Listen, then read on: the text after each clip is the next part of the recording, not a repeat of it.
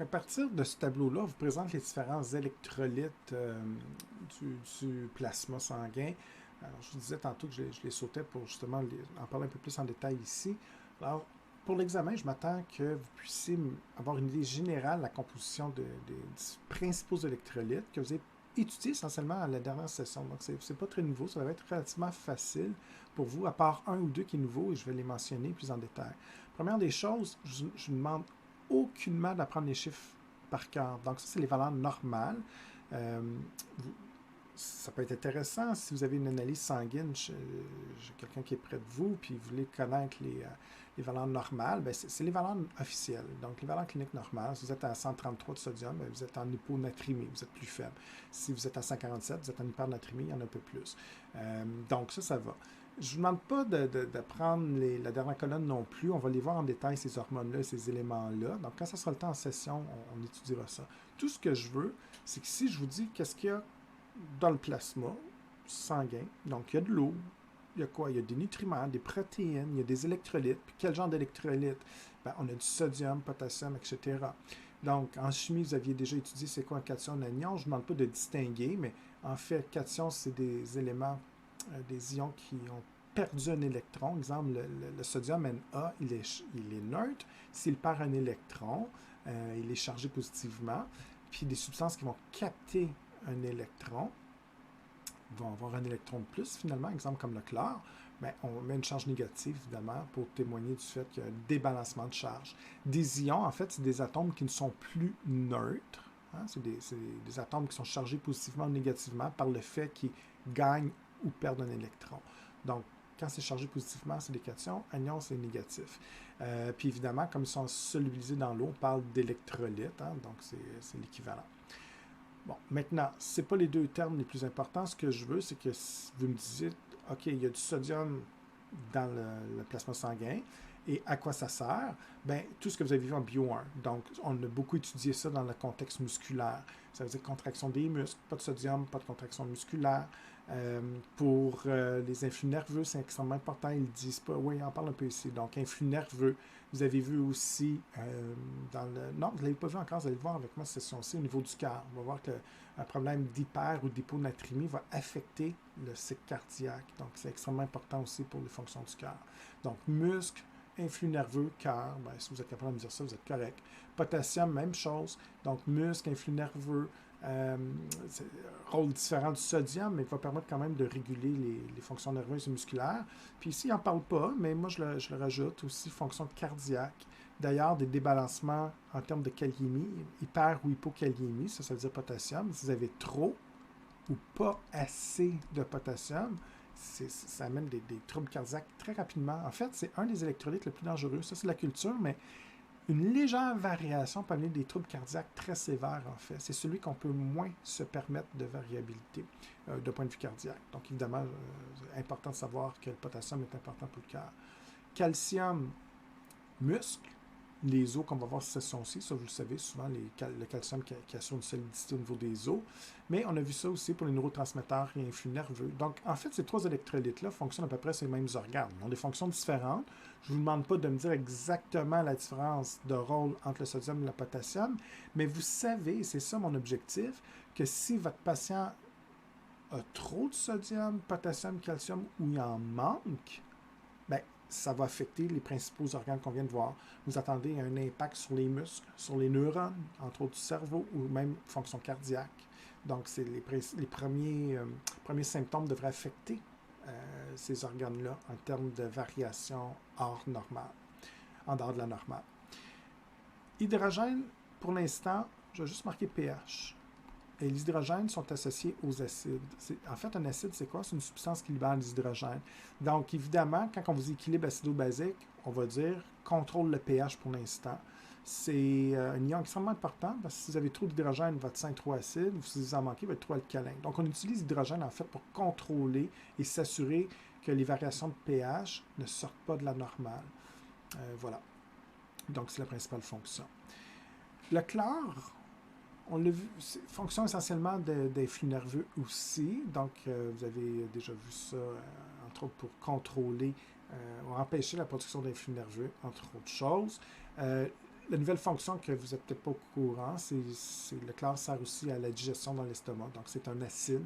Le chlore associé à l'hydrogène, l'acide chlorhydrique, permet la digestion des protéines, entre autres, en fait, déplier les protéines que vous voulez digérer. Donc, fonction digestive aussi, qui est peut-être nouvelle. À date, tout ce que j'ai dit, c'est des choses que vous savez, sauf pour l'hydrogène, qui est un petit peu nouveau, contrôler le pH, puis la fonction d'acide pour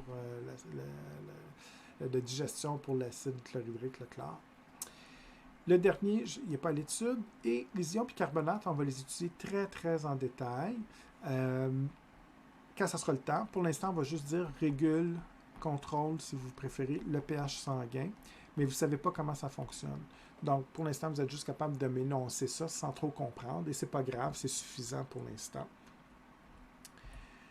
Ici, on ne parle plus d'électrolytes, on parle des autres substances que je n'ai pas encore discutées, qui sont solubilisées dans le plasma.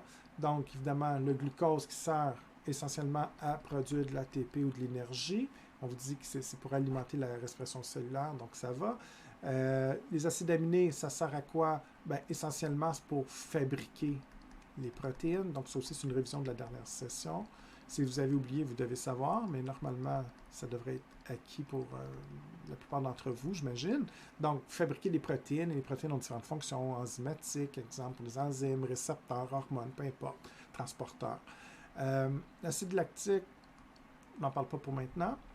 Le fer, essentiellement, composant de l'hémoglobine, donc il y a un lien. Si j'ai besoin de fer pour je mets GR pour globules rouges, pour fabriquer les globules rouges qui sont elles-mêmes, ces cellules sont donc constituées d'hémoglobine. Sans fer, c'est impossible de faire des globules rouges, même différent, c'est une forme d'anémie en fait, donc on verra éventuellement. Et au niveau des lipides, différentes sortes. Donc on vous dit qu'il peut y avoir du cholestérol, des triglycérides pour faire de l'ATP, hein? Ça c'est des lipides énergétiques, phospholipides pour faire la membrane cellulaire. Donc, tout ce que vous avez vu en bio 1, en fait. Et donc, voilà, membrane cellulaire. Et voilà, OK? Donc, si vous êtes capable, les HDL, LDL, j'en parle pas vraiment. Vous l'avez vu en bio 1, vous allez revoir plus en détail avec le système digestif en bio 3. Donc, ça, pour l'instant, c'est pas tellement important. Mais en gros, la question que vous pouvez vous demander, c'est que si je vous dis plasma sanguin, êtes-vous capable de m'énoncer les principales constituantes puis connaître à peu près leur fonction générale? Si vous répondez oui à cette question, c'est suffisant. Vous n'avez pas besoin d'aller plus loin que ce que je viens de faire, en fait.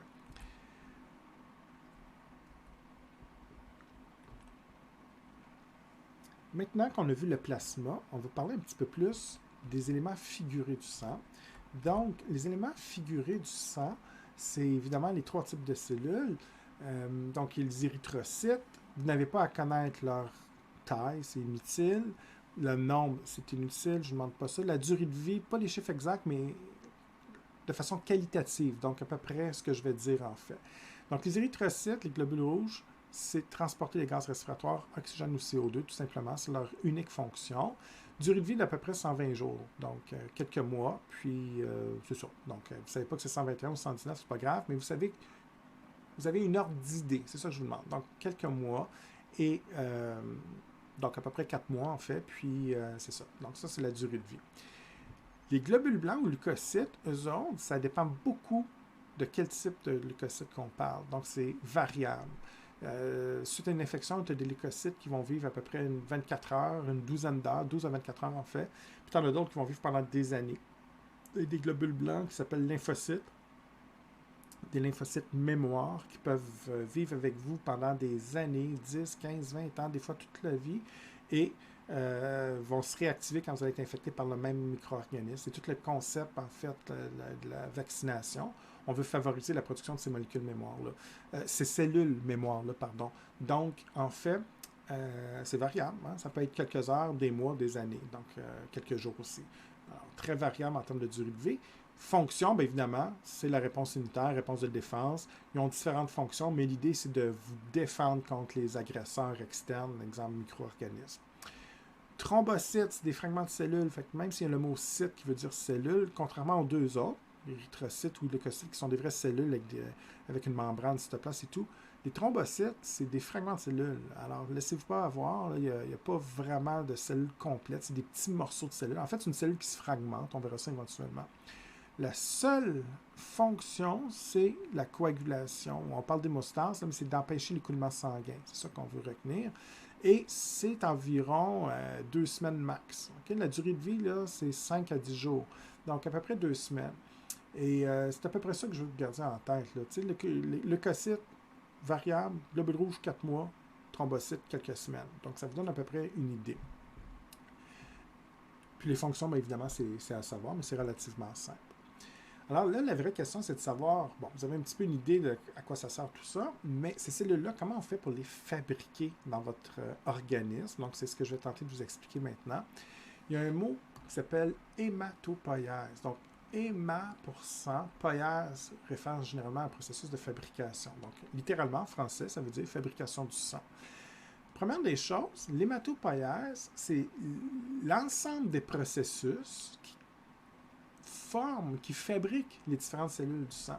Et il y a une espèce de confusion qui existe aussi, des fois en milieu hospitalier, j'ai déjà entendu, qui dit que l'hématopoïèse, c'est nécessairement la fabrication de globules rouges, et c'est faux, c'est pas vrai.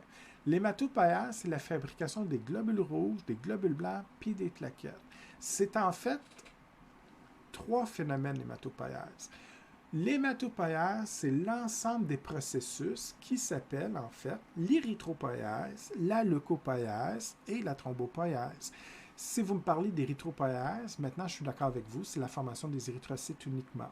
Si vous me parlez des processus associés à la leucopoïèse, c'est fabrication des globules blancs ou leucocytes. Et la thrombopoïèse, c'est pour les plaquettes ou si vous préférez, les thrombocytes. Donc, chacun de ces phénomènes sont spécifiques, mais si je prends l'ensemble des 3 phénomène ici, c'est ce qui constitue l'hématopoïèse. Donc, il faut faire cette distinction. Maintenant, l'hématopoïèse, on vous dit que ça permet de, par les 3 processus que je viens de nommer, fabriquer les différentes cellules du sang. Parfait. Ça se fait où dans votre corps? Bien, ça va peut-être vous étonner, mais ça se fait dans la moelle osseuse de certains os. C'est pas tous les os. Des fois, j'entends ça, c'est tous les os qui fabriquent les cellules sanguines, c'est faux.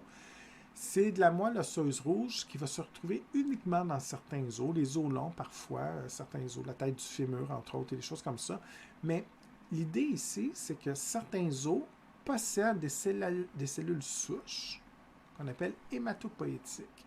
Et c'est ces cellules, pardon, je viens de bafouiller, c'est ces cellules souches hématopoïétiques qui vont fabriquer les érythrocytes, leucocytes et thrombocytes. Et ces cellules souches, en fait, il faut définir un peu ces cellules souches. Souvent, vous avez déjà entendu le terme à la télévision, des choses comme ça, en lisant le journal, peu importe. Mais c'est quoi une cellule souche? Bien, pour moi, il y a 10 000 définitions, mais pour moi, c'est une cellule non spécialisée. C'est une cellule qui a un grand potentiel, en fait. C'est une cellule qui a le pouvoir de se transformer en différents types de cellules. Et là, on le dit bien, hein, c'est une cellule souche hématopoïétique. Donc, ce n'est pas une vraie de vraie. C'est une cellule souche qui est un petit peu spécialisée, mais pas encore dans sa forme finale. Et en fait, les vraies cellules souches, il n'y en a plus chez l'être humain adulte. Les vraies cellules souches, on va les retrouver chez l'embryon humain, en fait. C'est pour ça qu'il y a beaucoup de recherches. Et là, je ne vais pas rentrer dans le débat éthique, parce que c'est vrai que ça soulève de graves questions éthiques. Mais si on parle juste d'un point de vue technique et scientifique, les cellules souches humaines ont un grand potentiel, les vrais qui ne nous restent plus. Imaginez-vous un embryon humain qui, à un de ses stades, qui ne sait pas retenir, qu'on appelle le blastocyste, ça ressemble un petit peu à une balle de tennis microscopique. C'est simplement 100 cellules souches. À partir de 100 cellules souches, ces 100 cellules de départ, je vais pouvoir les spécialiser dans les milliards de cellules pendant les 9 mois qui vont suivre, les milliards de cellules pour composer votre organisme. Je vais prendre une de ces cellules-là, je vais la spécialiser en neurones du cerveau. Elle va se multiplier, faire les neurones du cerveau. Je prends la cellule à côté, on va faire l'estomac, les poumons, le cœur, la peau, les os, peu importe. Donc, c'est des cellules non spécialisées. Et comment cette cellule peut donner un neurone, une cellule de peau ou une cellule cardiaque, ça va dépendre des substances chimiques qu'elles vont recevoir. C'est pour ça qu'il y a beaucoup d'excitation scientifique depuis des décennies autour de ces cellules-là, parce qu'en théorie, je pourrais prendre ces cellules-là, ça se fait très bien avec la peau maintenant, mais le rêve ultime, c'est de prendre des cellules souches comme ça et de pouvoir régénérer n'importe quel organe. En théorie, je pourrais donner n'importe quelle substance chimique, pas n'importe laquelle, mais je choisis la bonne substance chimique pour la cellule souche pour lui indiquer quel organe elle doit devenir. Donc, on pourrait guérir tous les organes qui ne fonctionnent pas. Le pancréas qui ne fonctionne plus, qui donne un diabète, on le remplace par un nouveau pancréas. La peau des grands brûlés, ça se fait déjà d'ailleurs, on la régénère. Donc, on pourrait réparer comme ça un Alzheimer, partie du cerveau qui ne fonctionne pas. Donc, c'est pour ça. Mais évidemment, j'ai dit tantôt, ça soulève des questions éthiques. Et le problème qu'on a, c'est que on ne peut pas travailler, on n'a plus de cellules souches à votre naissance, il nous reste des semi-cellules souches, je peux m'expliquer ainsi. Donc, exemple, des cellules souches hématopoïétiques n'ont pas le pouvoir de donner de neurones, c'est juste impossible, elles sont déjà trop spécialisées. Donc, elles sont différentes des cellules souches embryonnaires, mais elles ont le pouvoir de se spécialiser dans toutes les cellules sanguines. Au niveau de vos muscles, vous avez d'autres cellules souches qui n'ont pas la capacité de donner les cellules sanguines, mais pourront donner les différents types de cellules musculaires. Donc, dans votre corps, vous avez comme ça des cellules souches un peu partout pour donner les différents types de tissus. Vous en avez au niveau de la peau, des os, etc. Ces cellules souches ne peuvent pas donner de cellules comme les vraies cellules souches. Donc, une cellule souche de la peau ne peut pas donner un neurone du cerveau, mais peut se spécialiser dans les différents types de cellules qu'on trouve au niveau de la peau. Donc, elles sont à demi-souches, entre guillemets. Elles sont un petit peu spécialisées, mais pas encore dans leur forme finale. Maintenant que c'est plus clair la notion de cellule souche, je reviens à mon cours. Cellules souches hématopoïétiques, c'est donc des cellules non spécialisées, non différenciées, qui se retrouvent dans certains os et qui ont le pouvoir de donner des érythrocytes, tous les types de leucocytes et les thrombocytes, les plaquettes. Donc. Et la question, c'est de savoir, mais comment cette même cellule peut effectivement générer ces cellules-là? Donc, une cellule souche hématopoïétique, comment elle va savoir si elle doit faire un globule rouge ou un globule blanc, exemple? Et c'est là que les autres facteurs chimiques deviennent très importants. Vous avez des hormones ou encore différentes hormones ou encore des facteurs de croissance qui sont d'autres sortes de substances chimiques qui vont être en fait des stimulateurs de cellules souches. Certaines hormones, certains facteurs de croissance vont stimuler la cellule souche hématopoïétique et selon l'hormone ou le facteur qui est impliqué, c'est un indicateur, c'est comme un message pour la cellule souche. Elle va savoir, OK, quand j'ai l'hormone A, je dois faire un globule rouge, et l'hormone B, je dois faire un globule blanc, ou telle sorte de globule blanc, tel facteur de croissance, c'est l'autre sorte de globule blanc, etc. Donc, c'est de cette façon-là qu'on va pouvoir, au cours de votre vie, spécialiser ces cellules souches en différentes cellules qu'on veut obtenir, mais toujours des cellules sanguines. Tout ce que je viens de dire est illustré ici. Donc, je ne veux pas que vous étudiez en détail tout ce tableau-là. En fait, les éléments importants de cette figure-là, je vais les reprendre éventuellement dans les prochaines diapositives et ce sera ces diapositives-là qui vont être plus importantes à apprendre. Mais c'est quand même, ça a l'air épeurant un petit peu hein, quand on regarde ça comme ça. Il y a beaucoup d'informations, mais en fait, c'est relativement simple, l'information que je vais vous retenir. Je suis dans les os ici, au niveau de la moelle osseuse, et ce que je veux que vous gardiez en tête, exemple, si je prends l'hématopoïèse, donc tous les processus qui vont se diviser, en fait, l'ensemble des processus qui va se diviser en érythropoïèse, fabrication d'érythrocytes, thrombopoïèse pour les thrombocytes et leucopoïèse pour les globules blancs. À partir de cette cellule souche, et ça c'est du par cœur, j'ai vu que le terme hémocytoblaste, vous le sachiez, que vous connaissiez sur le bout des doigts, quand vous voyez ce terme-là, vous savez que c'est la cellule souche dans les os qui peut régénérer le sang complet. Donc, en termes d'éléments figurés, évidemment. Donc, ça veut dire qu'à partir de cette cellule hémocytoblaste, je peux générer globules rouges, tous les globules blancs possibles et même les plaquettes. Qu'est-ce qui se passe? Bien là, cette cellule souche, je vais commencer par la spécialiser en deux cellules souches un peu plus spécialisées. Donc, il y a certains facteurs de croissance qui ne sont pas à prendre, qui vont spécialiser la première hémocytoblaste en cellules souches myéloïdes. Et si je donne d'autres sortes de facteurs de croissance, on va avoir une cellule souche lymphoïde. À partir des cellules souches myéloïdes, je suis capable de générer, avec les bons composés chimiques, les globules rouges, donc érythrocytes, les plaquettes et un certain nombre de globules blancs. Généralement, c'est des granulocytes, donc les globules blancs qui sont ici basophiles, éosinophiles, neutrophiles, que vous verrez plus en détail en microbiologie, mais c'est des cellules, des globules blancs qui ont différentes fonctions pour vous défendre. Les lymphoïdes, ces cellules souches-là, peuvent générer seulement 3 types de globules blancs, les lymphocytes T, B et des cellules tueuses qu'on appelle, qui sont 3 types de lymphocytes, en fait, qui ont d'autres rôles dans la défense immunitaire. En d'autres mots, c'est impossible avec les cellules lymphoïdes, les cellules souches lymphoïdes, de faire des globules rouges. On est spécialisé maintenant seulement pour les lymphocytes. Et vice-versa, les myéloïdes ne peuvent pas donner de lymphocytes. Donc, je reprends mon histoire, je pars de la cellule souche, hémocytoblast, je donne des bons facteurs de croissance, on se spécialise en myéloïde ou lymphoïde, et ces deux nouvelles cellules souches vont pouvoir donner les différentes cellules sanguines. Donc, si je prends la cellule souche myéloïde, je lui donne différents facteurs de croissance, donc ça va. Mais ce qui est particulièrement important pour les globules rouges, c'est l'hormone EPO. Je vais vous en parler en détail cette voie-là, de toute façon, la prochaine diapo. Mais si je prends la cellule souche et je donne de l'EPO, qui est une hormone, ou l'érythropoïétine, c'est la même chose, c'est un messager chimique qui dit à la cellule souche, transforme-toi éventuellement en globules rouges, en érythrocytes, pour transporter l'oxygène ou le CO2. Et c'est là l'astuce. Je prends la même cellule souche, mais au lieu de lui donner de l'EPO, on lui donne une autre hormone dans votre corps qui s'appelle la thrombopoïétine. Alors là, la même cellule non spécialisée, donc la cellule souche myéloïde, va se transformer en plaquettes sanguines éventuellement. Il y a différents stades qu'on verra éventuellement. Ils ne sont pas à prendre pour l'instant, mais ce que je vous montre, c'est que la même cellule, selon l'hormone EPO ou thrombopoïétine, dépendamment de laquelle des deux je vais utiliser, on va être capable de transformer cette cellule-là soit en globules rouges, soit en plaquettes sanguines.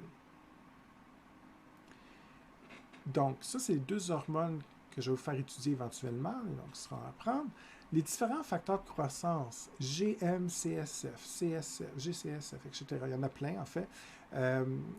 Quand vous voyez ça, ces lettres-là, vous savez que c'est des facteurs de croissance, donc des éléments chimiques, mais vous n'avez pas à distinguer quand est-ce que je vais utiliser le CSF, GSF, c'est pas important. Tout ce que je veux que vous sachiez, c'est que quand j'utilise certains facteurs de croissance, peu importe leur nom, c'est que la même cellule souche myéloïde qui pouvait donner des globules rouges, des plaquettes, va se transformer en différents globules blancs. Et c'est les facteurs de croissance subséquents qu'on va utiliser qui va spécialiser, mettons, cette cellule-là en basophile ou en neutrophile, etc. Donc, vous comprenez qu'on part toujours de la même cellule. C'est les substances chimiques ou hormones utilisées, ou facteurs de croissance si vous préférez, qui fait en sorte qu'on va la spécialiser selon vos besoins. Exemple, vous manquez d'oxygène, vous êtes en hypoxie, on veut plus de globules rouges pour augmenter le transport d'oxygène. C'est un déclencheur d'EPO et cette hormone-là va dire aux cellules souches de la moelle osseuse, OK, c'est le temps de favoriser la transformation et la multiplication par mitose de ces cellules souches en érythrocytes. C'est le même concept pour les lymphoïdes.